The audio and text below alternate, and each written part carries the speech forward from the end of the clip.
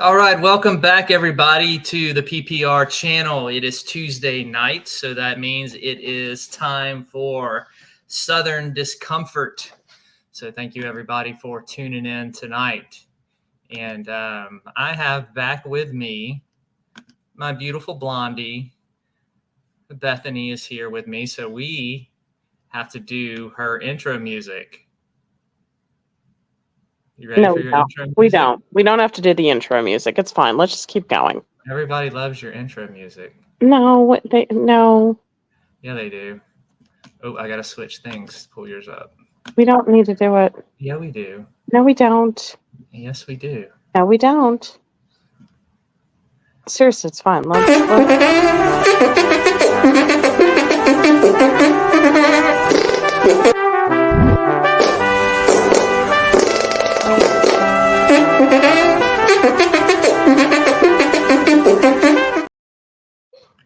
It's Bethany. I hate that. Why? What do you mean? Why not? Because we can. And we have PW and Dustin in the chat. Thank you so much for the farting intro. Oh, the farting intro is it's great. The farting clown. I'm so glad that that's what you think of me. How romantic. That's real love. Dustin made it. I'm so glad that Dustin, that's what you think of me, is farting. We gave him the idea, and he ran with it. And he did a great job on the farting videos. So tonight's show, we'll get into it here in just a little bit.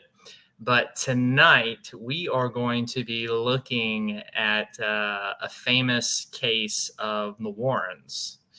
It was one that several movies have been made about. The Devil Made Me Do It case. And I'm going to interrupt you for a second, Dustin. That's not funny. Okay, that's like the worst yet. What did he say? He didn't say anything. I interrupted. Continue. Well, why are you that interrupting was, Dustin, that was seriously the worst one yet.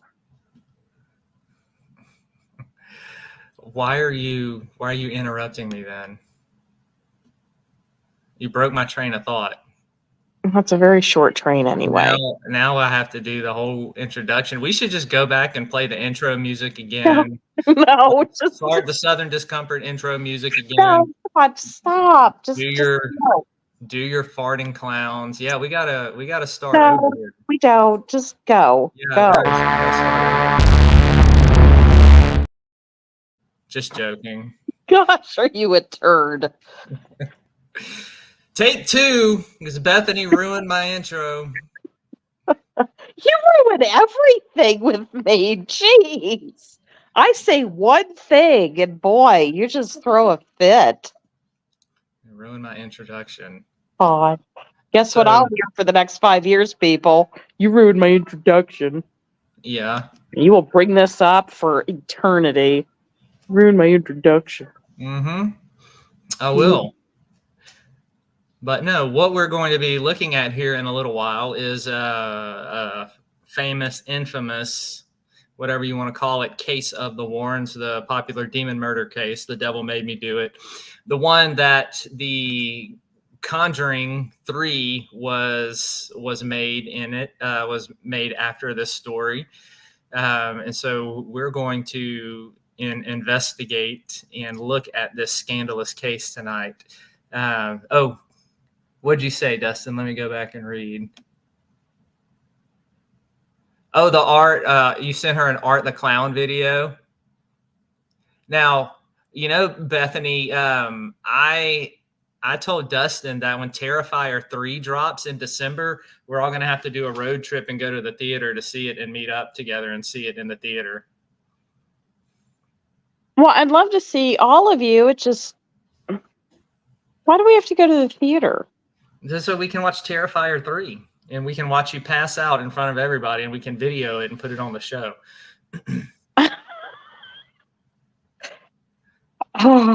Don't you all love how he's like, hey, Bethany, why don't you do something really embarrassing and hurtful, and I'll replay it for the world over and over and over again, and we can all laugh at you. Not at you, with you. There's no difference in your world, is there? It's a very fine line. It is. Yeah. I will say that. However, though, I did do some dad jokes Sunday night, but I saved some for you because I knew you would be. No, I wouldn't. Here. Just move on. So I have some jokes for you, and I thought about. I read these with you in mind. So, hey, yo, baby, Tanya is in the chat. Yeah, Tanya, we're gonna have a road trip and meet up and watch Terrifier 3 in the theater, so we can all watch Bethany pass out. You know what, Tanya? You and I will sit in the way back, or we'll sneak out and go watch what we want and let the idiots, be up front, throwing popcorn at each other, trying to catch it in their mouths. Yeah, but we'll calm down once the movie starts. You won't. You act like a toddler everywhere. Speaking of movies and actors, this is the perfect segue into my first joke. You want to hear it? No. Did you hear about the actor who broke his leg on stage? He's still in the cast. I hate these. I hate these with a passion. No, you don't. You really like them. These are like told by that not funny uncle or grandparent that's trying way too hard to entertain you. And when you were like 4, it was funny. And as you get older, it's just like, really? It's still funny. Hey, no. Crossover, welcome to the chat. I'm going to crossover. Bethany, why are elevator jokes so classic and good? Go on. They work on many levels. Can I please specify these are not funny? These are just stupid. Look, you should be proud of me that I'm doing this because I have an inferiority complex, but it's not a very good one. Oh my gosh. Seriously, stop. Something remind me of Pennywise the Clown. Oh, Bethany, I didn't tell you this, but I had a date last night. Go on. And tonight I'll have a fig. Yeah, I had a feeling. Like, God, these are awful. Like, I swear, there's a section in hell where these are being told to someone tied in a chair. Yes, probably so. Why did the lobster blush? Why? Because it saw the ocean's bottom. I don't like you. These are so bad. Gosh, these are awful. Nobody's laughing. I'm laughing. Dustin's laughing.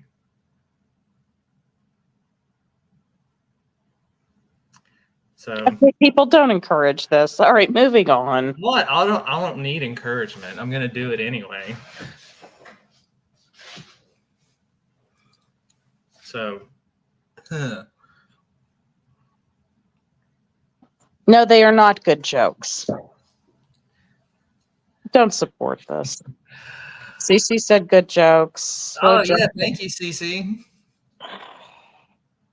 Hey, Joseph. Welcome to the chat. Welcome, Cece. And the god-awful jokes. Yeah, I'm just... you up, but... Oh, look, Crossover's laughing. Don't encourage this, people. You just make it worse. And it's not even kind of tongue-in-cheek. It's just stupid. There will be more coming your way. It's like the stupid seal joke that you made. It's swear it was like made by a really bad junior high teacher trying to get the kids to focus. Well, that's kind of my task, is getting people to focus when I'm teaching. And they do, because they never know what's going to come out of my mouth next. Will it be serious or will I crack a joke? You have to pay attention. It's a stupid. You might miss something. Yeah, thank you, Dustin. Dad jokes rule. Yeah, look what PW said. That's your hubby. He's trying to make you laugh, Bethany. I appreciate the effort. Yeah, now what she doesn't tell you is afterwards she gets off and she's laughing and she's like, "This is so bad." There's Dustin. All right. Shh. Okay.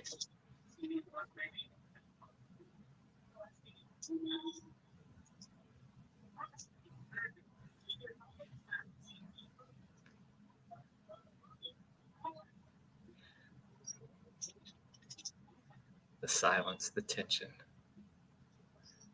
What is Dustin doing?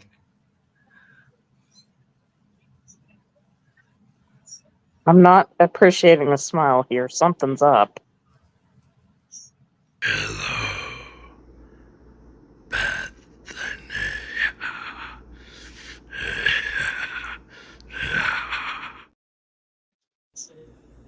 Ah!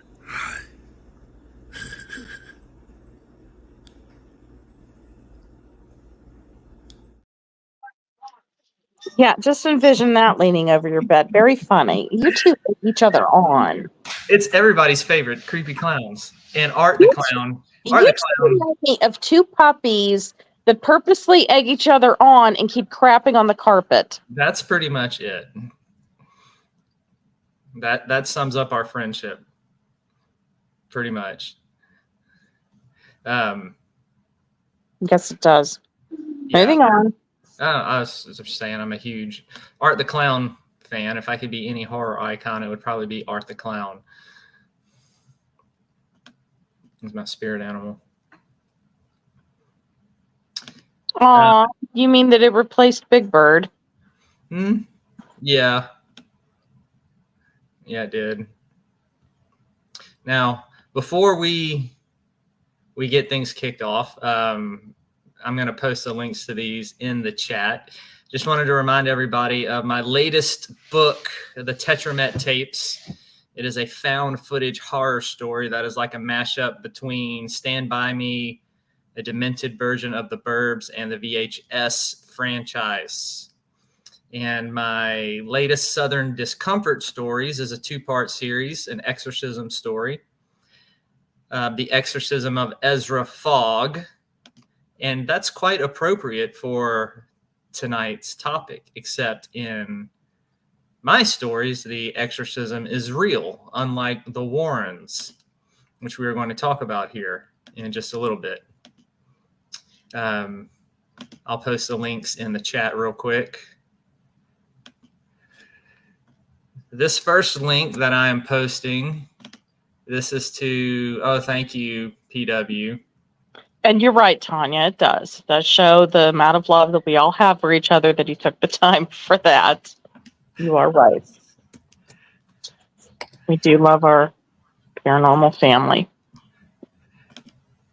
So that first link has all of my Southern Discomfort stories on it. Seriously? Yeah, somebody's calling. Really? You're going to let your phone ring during the show? I forgot to put it on silent. Oh my gosh. Wow, talk about rude. I'm surprised you didn't just answer the call. I can't. I'm doing a show. That's called sarcasm. You do that on purpose every single time I make a sarcastic joke. Yes, I do. Hey, Bud Files. And the second link I posted was Amazon link to the Tetramet tapes. So,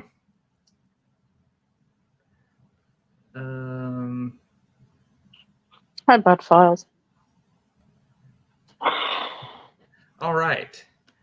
Well, we are going to go ahead and get underway with our topic for tonight. You ready for this, Bethany?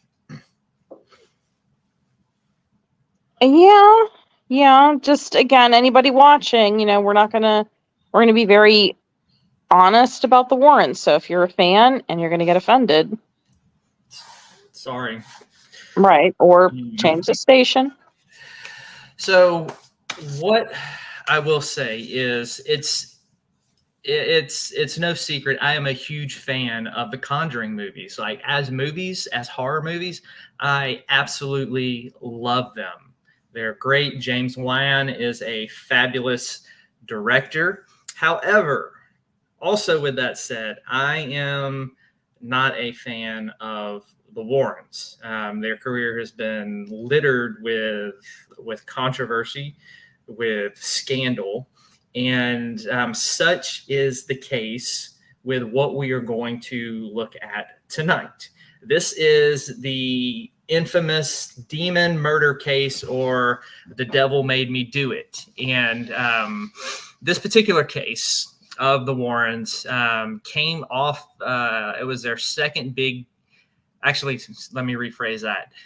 The Amityville case is what really made them popular. This was their next huge popular case coming off of Amityville. And this particular one takes place in 1981 in Brookfield, Connecticut. And there was also other movies made about this particular case. 1983 made-for-TV movie by ABC called The Demon Murder Case, which I love that movie. That movie was the first horror movie that I ever saw at 6 years old, and that's what got me hooked on horror movies, was that particular movie, and was a fan ever since. However, when we look at the facts around this case, it is totally different than what is portrayed in the movies, obviously. So here is what we have. We have the Glatzel family. And the Glatzel family, you have David, who was 11 years old at the time. He was the boy who claimed to be possessed. You had his older brothers, Alan, who was a supporter and said that his brother was possessed. You had Carl, who was the oldest brother, 15 at the time, who was adamantly against this and saying his brother was not possessed. And then you had Debbie Glatzel, who was the sister, and she's going to come into play here in just a minute. And then you had Judy Glatzel, which is the mom, and she's the one who egged all of this on. And then you had Carl Sr., the dad, who was not supportive of this at all. And so and then you have Arnie Cheyenne Johnson, and he's going to come in later. He's what the murder, he's the suspect. He's the one who was convicted of the murder in all of this. So how does a 11-year-old boy claiming to be possessed end up resulting into a 19-year-old murdering somebody and claiming demonic possession? And that's what made national news with this particular story, is that the Warrens come in after the murder happens, and we're going to talk about all those details and how it got there. But they come in and they start to try to use the fact that Arnie got possessed after David, and that he didn't know what he was doing. And so they tried to use demonic possession as a defense in the murder trial. So here is kind of what happens. It is said that, according to David, now I will tell you what you want to do if you have Netflix. You want to go back to Netflix and watch The Devil on Trial. It is a documentary that was done that interviewed people at the Glatzel family, that interviewed Arnie, and about this case and about the Warrens and everything that went down in it. So it is fantastic and it's phenomenal. So go back and watch that after the show tonight. You're not going to be disappointed. It's so good. So what happens is David claims that he starts at one point he starts to see this kind of demonic figure that looks like kind of like a Halloween devil mask with black coal eyes. And he talks about how it has horns and it dresses in a flannel shirt and everything like that. So he's seeing this kind of dark looking demonic entity. And he gets scared. And there's one night that he is in his room. And mind you, he's 11 years old at this time. And he looks out of his window and he sees the figure again. And he gets really, really scared. And he's talking about how this thing is coming for him, how it wants his soul, it's coming for him, but nobody really believes him at first. Not until that night, he starts to see this thing at the window.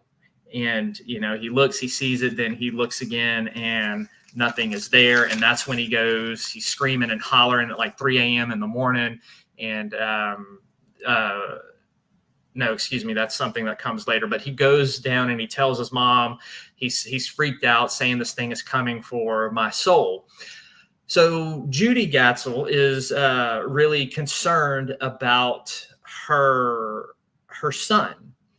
So at the time, she's Catholic, but despite what she has tried to present herself as, she was not really a practicing Catholic during the time. She doesn't start to get really religious until the Warrens come in.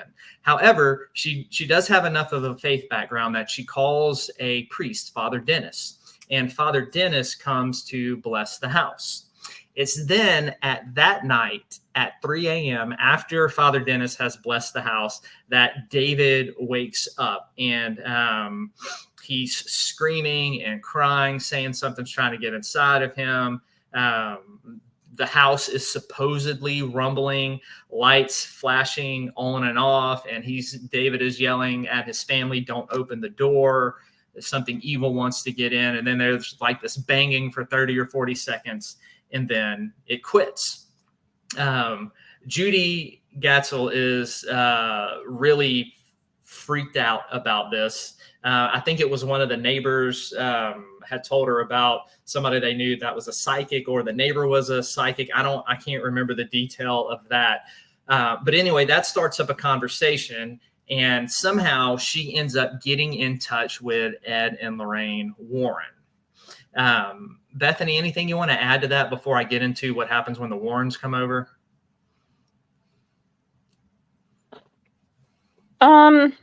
No, I'm trying to see if anybody has anything to say. No. Now, again, this is what they claimed. Yes. And I'm going to put in more details. Right now, I'm just giving a summary of what happens, and then I'm going to go back and fill in some of the details. Are you going to go over what was really going on, or? Yes, I'm going to go over and give Carl's point of view. All right. In this, that was the older son at 15 years old. Go for it. And I'm going to interject some of his thoughts along the way.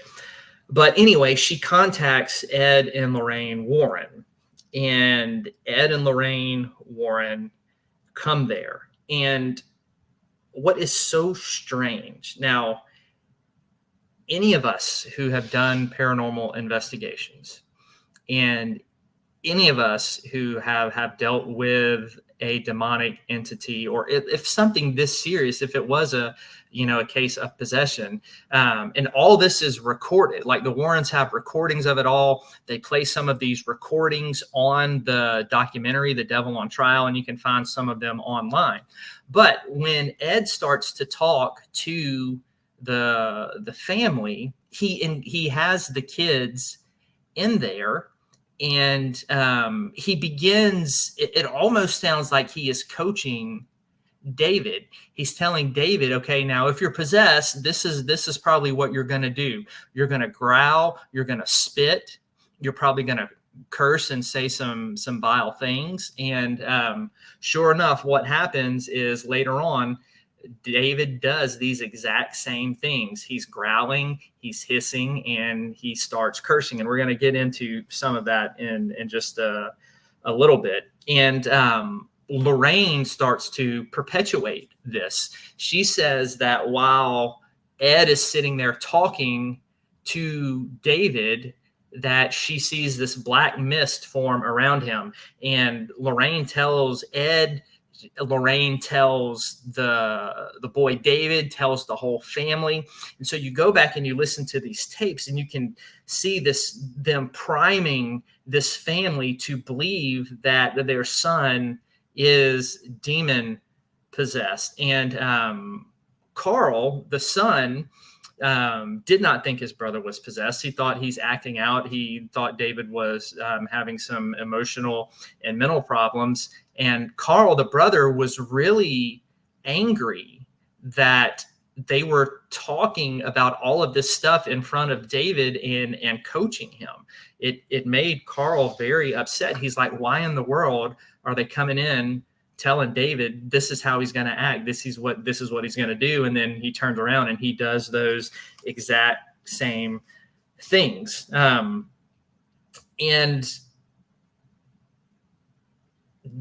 David has an episode, and Ed and Lorraine Warren are over there. And what really bothered Carl about it is that he said Ed and Lorraine were so focused and seemed to be more concerned about getting recordings and getting pictures and everything recorded and on tape than they actually did about helping David. And so this really rubbed Carl, the older brother, the wrong way. The dad was not supportive of the Warrens coming over. He thought that his son needed a counselor, needed some mental health evaluations, and he didn't really find out what was going on until he was home one night and saw how bad it was. He didn't know that this had turned into a circus act, that the Warrens had been over so much, because Carl had worked 2 jobs. And so he wasn't home a lot. And we're going to get into one of the things that happened when Carl was there for one of the quote unquote exorcisms.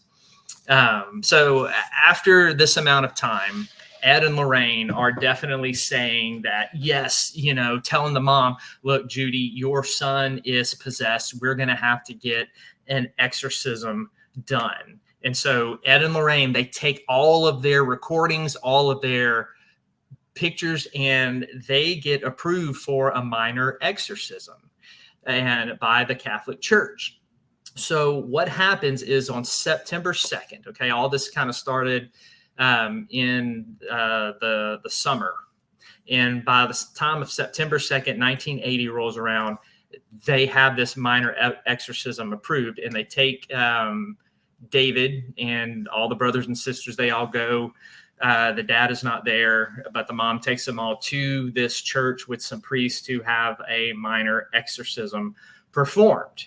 And during the exorcism, David has one of his episodes, and he starts to curse at the priest. Now, what I'm about to tell you, there's some profanity coming up, so it's PG-13 language. But if you have younger kids and you don't want them to hear something vulgar, go ahead and get them out of the room or mute it right now. And I'm only quoting this because I'm going to make a point. All right, so you can hear this on the recording. I'm not making this up. You'll hear it when you go back and watch the documentary.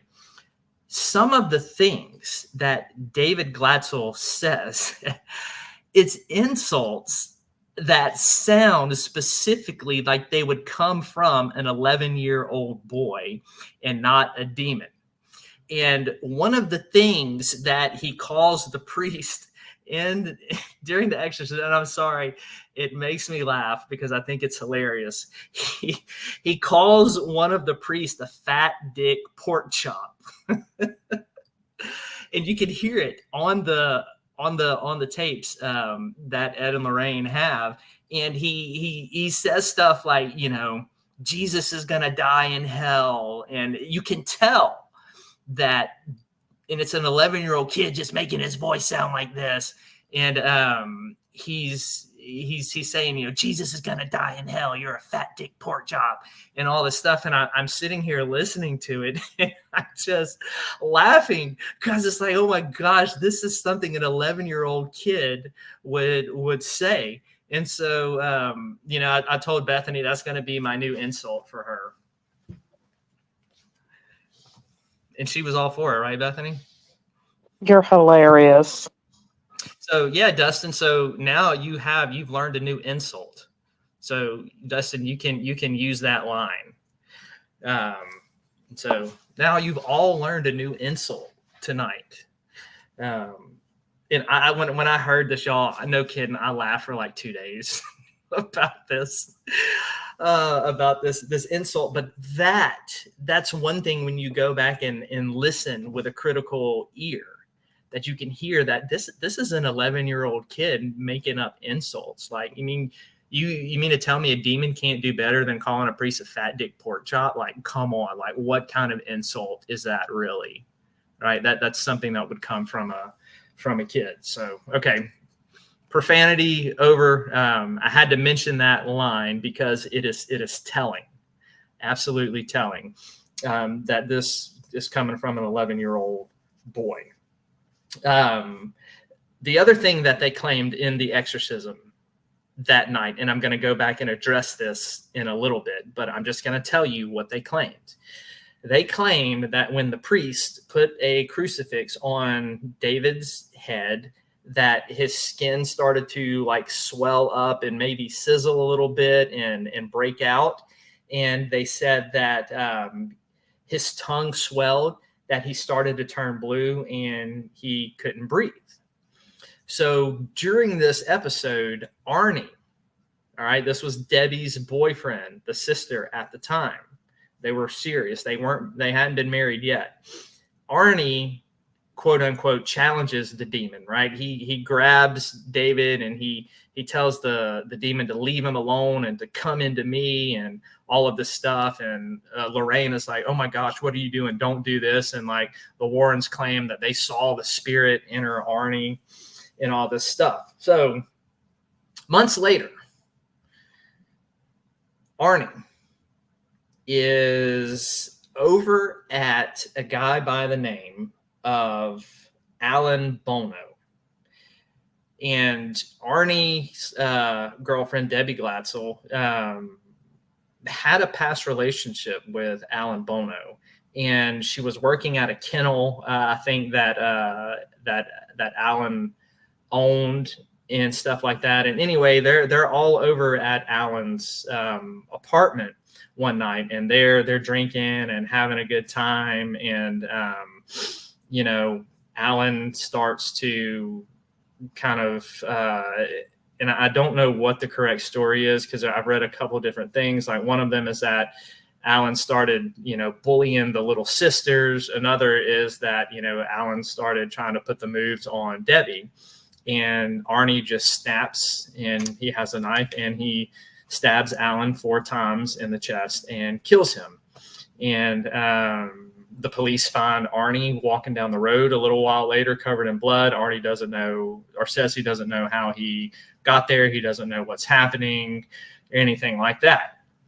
And this leads the Warrens to say that Arnie was possessed when it happened, and they start gathering all their evidence, and they get a lawyer by the name of Martin Manella to actually take this case on and go the route of trying to defend and make demonic possession a defensible thing.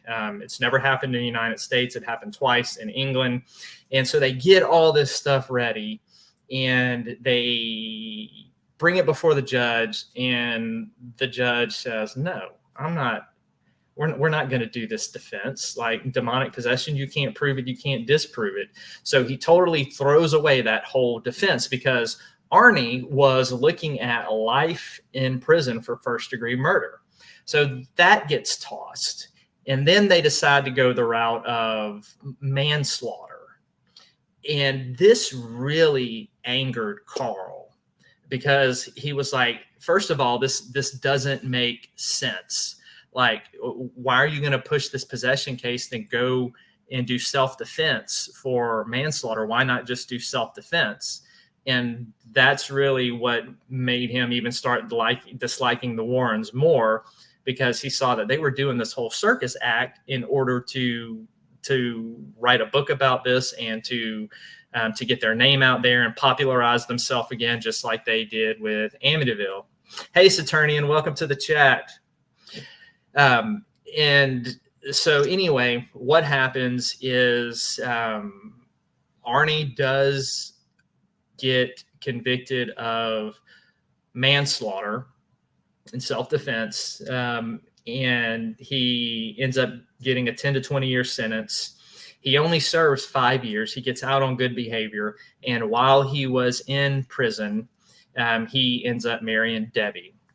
And now that's kind of how the case unfolds. I'm going to go back and fill in some things for you.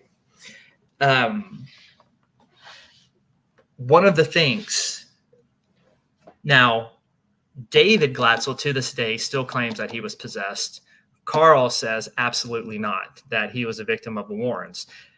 What we can say in all of this, and what both David and Carl do agree on, now the family's estranged, they don't talk anymore, but what these two brothers agree on is that the Warrens are horrible people, that the Warrens exploited them. The Warrens had told David Glatzel that, you're going to be a rich little boy. All this is going to make you a ton of money. They promised the mom, Judy, that, she was going to get all this money from a book deal and everything. And took Judy out to Hollywood. And Judy met with the author that Ed and Lorraine Warren had hired to write the book. And she told them the story. And he comes up with a kind of a rough draft, and he presents it to Ed. And Ed says, no, this isn't scary enough. And the author is like, well, what do you mean? This is what she told me. He's like, no, you need to change it. You need to make it scary. People buy scary. They're not going to come to us unless it is scary. And so they exploited this family. The Warrens back in 1981 ended up making like $81,000 something on this case. And Judy Glatzel and the whole family only made about $4,500. And the Warrens and their foundation, they were still getting money off this book. They still get money off the Conjuring movies, and these families that they exploited with their cases, especially the Glatzel family, they get nothing, absolutely nothing. So Ed and Lorraine Warren, they were con men and women. They were opportunists, and Ed saw an opportunity. They saw an opportunity for this case to make money, and that is exactly what they did. Now, here's some more things to fill in the gaps about this case. After Judy Glatzel died, Carl, the older brother, goes into the house, and he's cleaning out his mother's house. And one of the things that he says, and this is in the documentary, The Devil on Trial, one of the things he says is that his mom, Judy, had OCD, and she took meticulous notes, and she wrote down everything. And so he's going through her journals and some of the things she's written, and he comes across this phrase that says, I gave the family, it's something like this. This isn't a direct quote. You'll hear the quote on the documentary, or you can look up the direct quote online. But it's something along the facts that the family had their medicine tonight. Everything was good. And this really struck Carl wrong. And the more that he started looking into this and her notes and everything, he found that Judy Glatzel had been giving the boys and the father Sominex, loads and loads of Sominex, which is a sleeping aid, every night for years and years and years and years. Now, why is this important? First of all, with the ingredients in Sominex, like anything, you can build up a tolerance with it. And the more and more, the longer you use it, the more and more you have to put in for it to have an effect, which means Judy Glatzel would have been adding more and more and more. And so that she could control the boys and the dad. This is all from Carl and what he found in the notes in the diaries and everything she had written down. And several of the side effects of Sominex, one of them is extensive weight gain. When you look at photos of David Kalatzel, he was very, very overweight for an 11-year-old kid. And I'm not picking on anybody's weight or anything like that. It's just proof that she was giving them these things. And also, one of the side effects of Sominex is not only weight gain, it is hallucinations and mood swings. So the acting out and the mood swings is from being overdosed on Sominex. The hallucinations that David was having, seeing these things, was because of Sominex. And another thing that they do not mention in the documentary, so I went back and did some research on my own and looking at Sominex and the allergic reactions of an overdose. Remember how I told you that when they pushed the cross on David's head in the exorcism, that it said that his skin kind of sizzled and broke out in whelps and hives and red, and how he turned blue, and how his tongue swelled, and how he couldn't breathe? Well, let me read you this. I found this on drugs.com. Here's some more side effects of Sominex. Get emergency medical help if you have signs of an allergic reaction, hives, difficult breathing, swelling of your face, lips, tongues, or throat. It's a simple open and shut case, people. This was not a case of demonic possession. This was a case of a mother overdosing her kid on Sominex, making them have hallucinations and mood swings and allergic reactions. And this is a case of the Warrens being opportunist and going in and exploiting this family. Now, let's go back to the dad for a minute.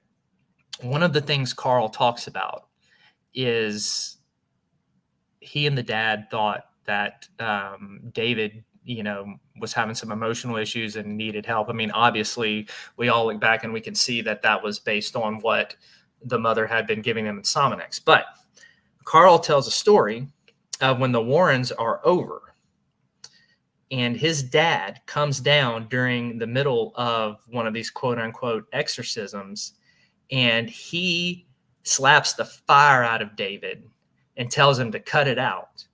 And Carl says the devil sat down and shut up pretty quickly after that.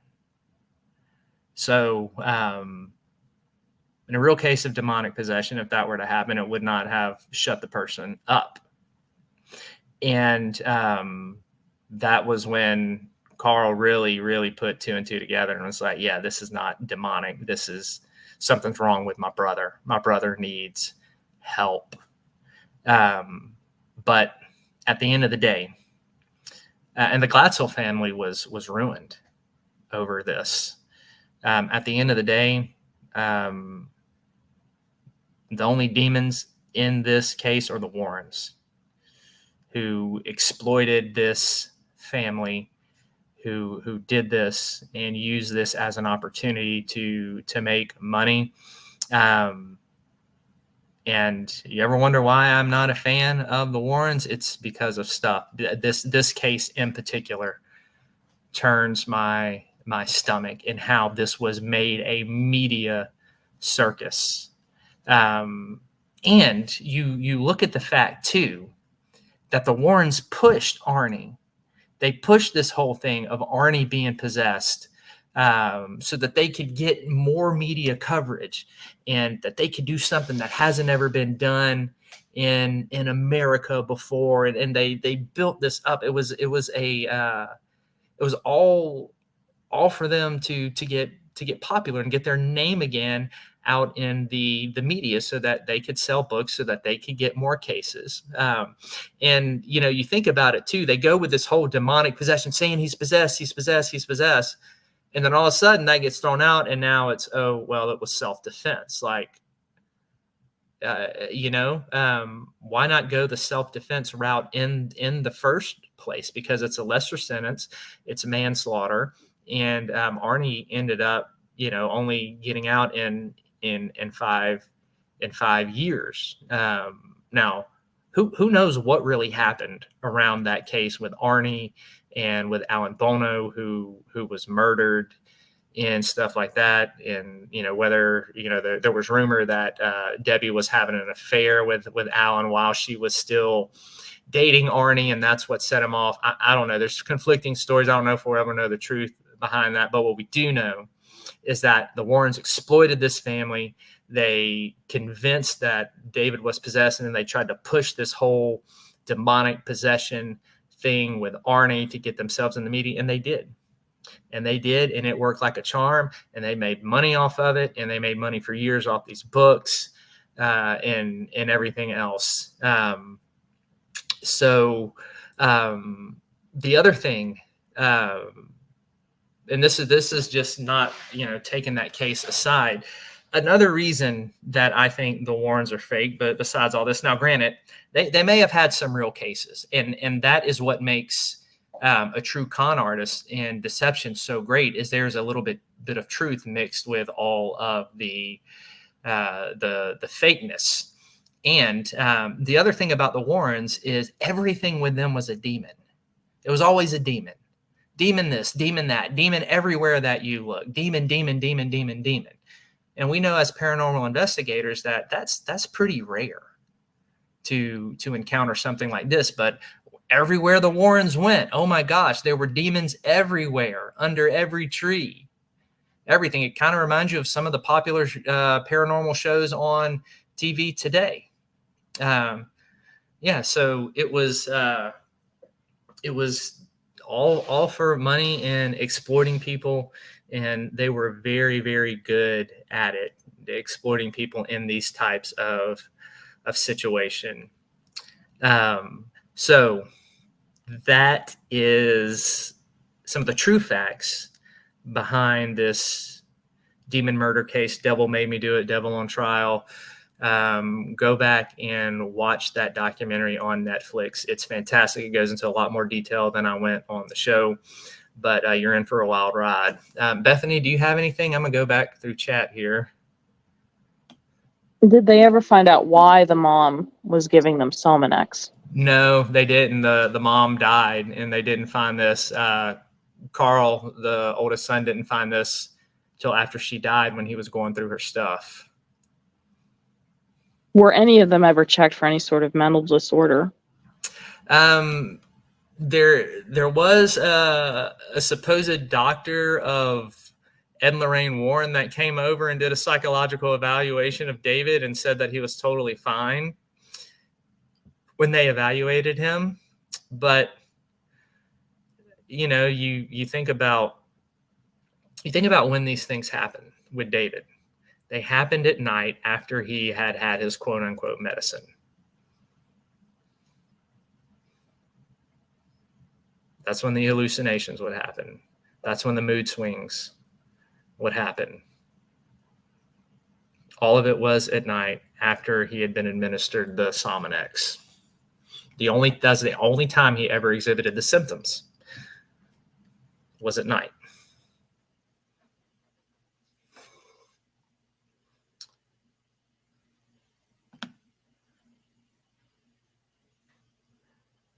Yeah. Yes, Attorney in Amityville was a disaster. We may do one on that at some point. Yeah, Lorraine writes Attorney, and Lorraine was the key. Ed was the con man. Ed was the one who was able to get on there as the expert and promote himself and all of this stuff. I mean, it's just really, really sad what these people did. But maybe next week. I'm still doing some research on this particular case. So it might be next Tuesday or it might be the following one. There is another case of so-called demonic possession that took place in Australia, where a woman died. And I'm going to examine that. We're going to look at the facts behind this case and what went on, what was done, what wasn't done, how things were manipulated.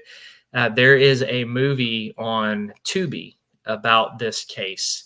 It's called Godless something. Let me look it up real quick. I have my Tubi app on my phone.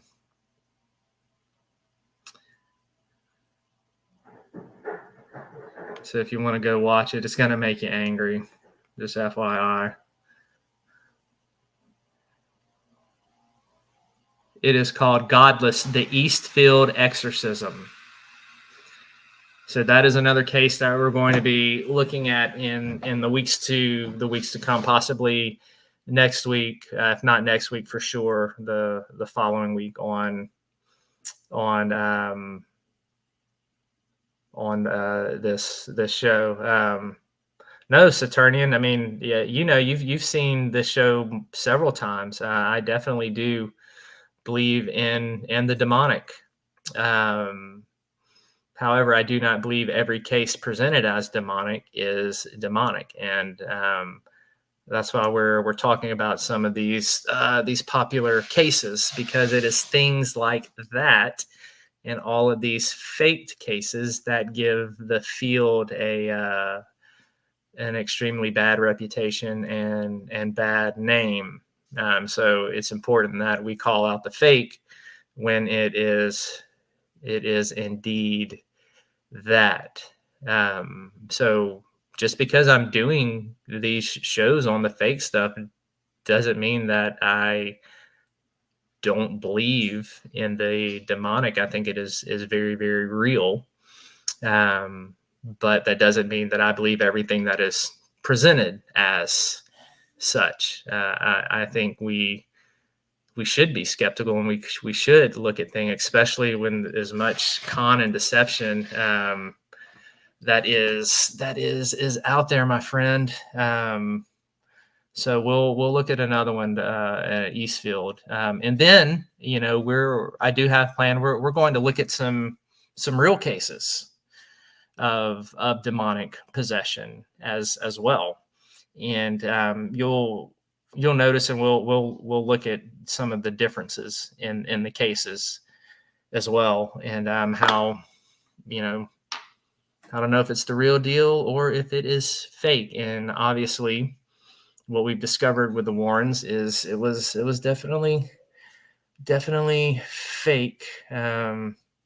Yes, attorney, and we've talked about that as well. Difference between ghosts and demons.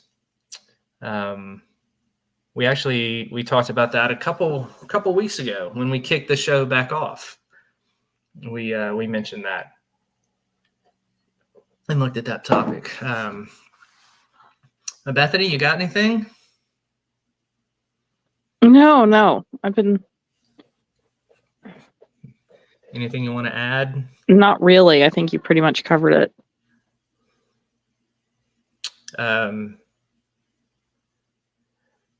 So anybody in chat have any questions about it, and or anything? Do I need to clarify anything that I said? I don't want to give too much more detail than what I did, because I don't want to ruin the documentary for anybody. Because there's a lot that I didn't mention. I just mentioned the highlights and the high points of this case and what was said. It is a well done documentary, and there's a lot of stuff in there that you will find very, very interesting. Are the Warrens all wrong, or have they made some mistakes? What I said earlier, I do believe that along the way that there were some probably real cases. I don't think you can be a paranormal investigator and not run into the real thing.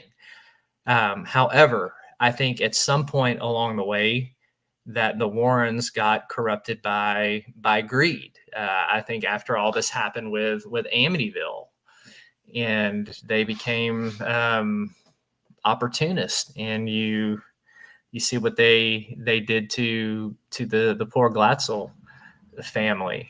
I think it's very possible they started out with pure intentions, and somewhere along the way, they lost their main focus, which is unfortunate, because given their popularity, they had such an opportunity to do good for the field, and now their legacy is just muddled in cons and controversy, which is extremely unfortunate for sure.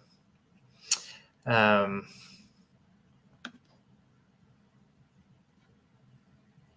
Face the Ace, welcome to the chat. We are just wrapping up, but I hope you can go back and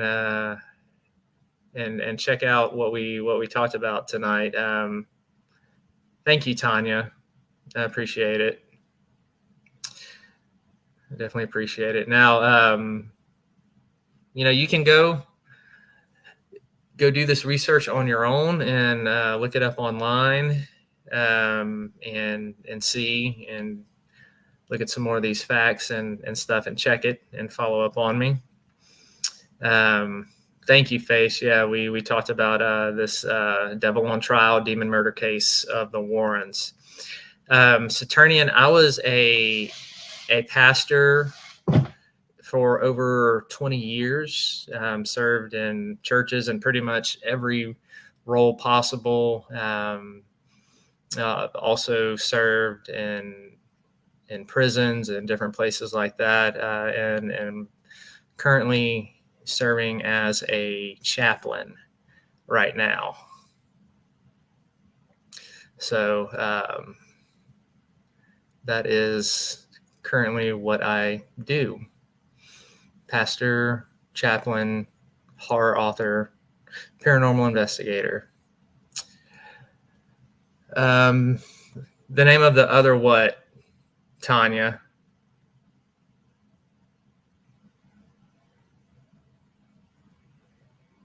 There was the documentary is The Devil on Trial on Netflix.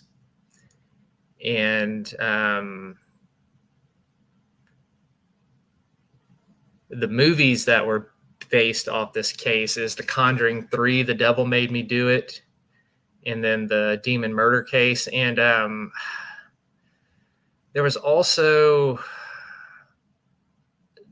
something else that was done about this particular story back in the early 2000s. I can't remember what it was. They mentioned it on the documentary if you want to be able to go back and look it up.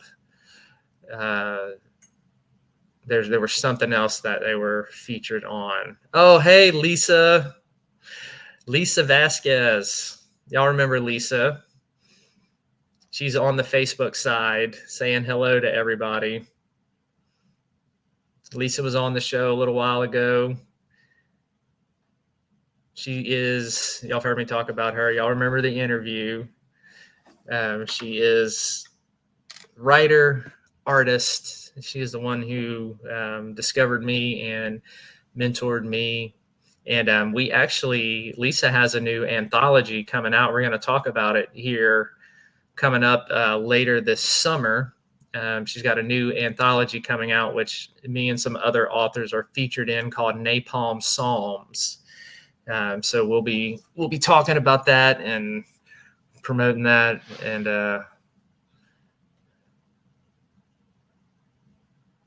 Okay, Tanya, I saw the documentary. I thought you mentioned another one. No, that's The Devil on Trial is the documentary. That's the one that is the most detailed.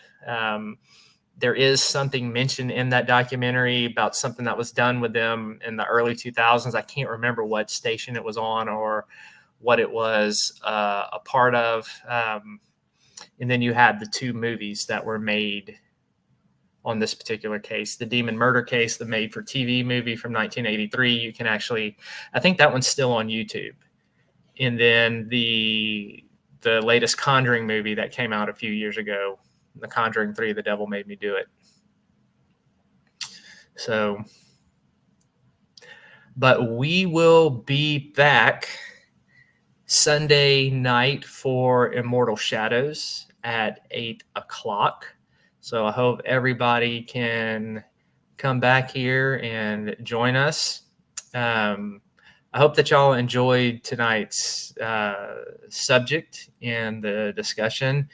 So thank y'all for listening in and tuning in. And I plan on bringing some more interesting stuff to you in the weeks to come for Southern Discomfort. But please come back and join us Sunday. I know Dustin is going to be starting back up his Haunted and Beyond on Fridays here in the next couple weeks. That'll be on Friday afternoons. I know he'll be giving some more detail, and we'll be sharing that out and talking about that whenever he solidifies a date of when he's going to start doing that again and a time. So y'all stay tuned in for that. A big thank you for everybody who has supported my writings and have bought my books.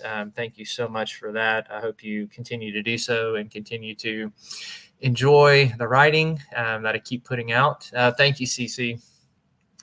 I appreciate it. Thank you, everybody in chat, for hanging out with us tonight. And we will be back Sunday, and Bethany will hopefully be with me again.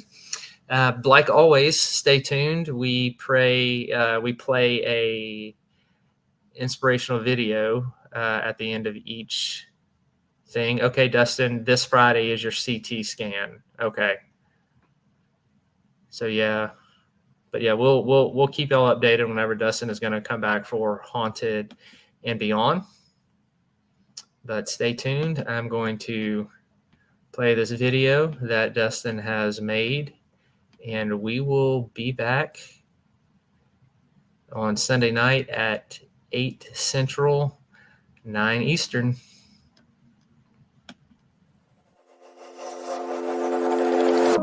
Is this what giving up feels like?